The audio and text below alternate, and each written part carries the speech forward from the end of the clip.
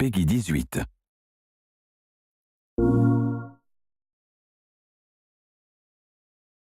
My name is David Hughes and I'm a disease biologist. I study infectious diseases and I'm an assistant professor of biology and entomology at Penn State University.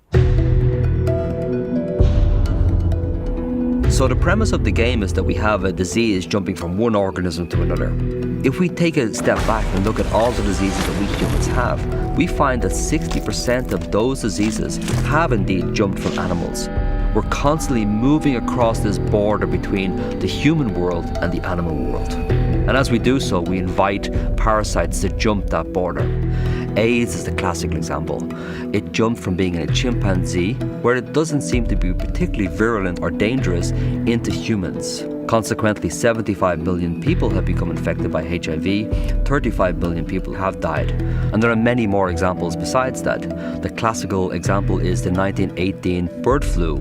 After the First World War, this killed more individuals than the First World War itself. That jumped from an avian source into humans. Cordyceps fungi are a group of organisms who live exclusively in insect bodies. They're parasites. The most interesting interaction is when they're infecting ants. The fungus induces a suite of chemical changes inside the body of the ant, and this causes the individual to leave the nest. The ants ascend small saplings in the understory vegetation, and they have what really does appear to be a directed behavior. They're moving towards the midpoint of a leaf, and there they're finding the tissue and they're biting deeply into it. Once the ant is dead, it grows a long stalk from the back of the head, and this is the stalk which will produce spores.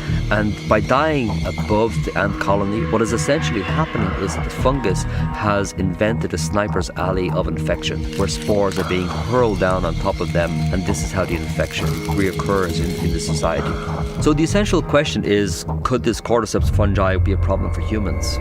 We're constantly surrounded by fungal spores. There are billions of spores which we inhale every single day. And our immune system has evolved to deal with those, or otherwise we would have a very, very short life indeed. But there can be circumstances where fungal diseases do get into our bodies and infect us. It's not just our increasing population that's a problem, we're also turning up the thermostat on the planet, and this leads to massive problems in and of itself. Another problem, of course, is the airplane. We have this ability to move across the planet over the course of hours. We see this in a classical example, which was this SARS outbreak 10 years ago, where we had a disease traveling from Hong Kong to Canada and then throughout the world on a very, very short timescale. So what we're doing with this world is we're creating a place which, in the immortal phrase, is hot, flat and crowded.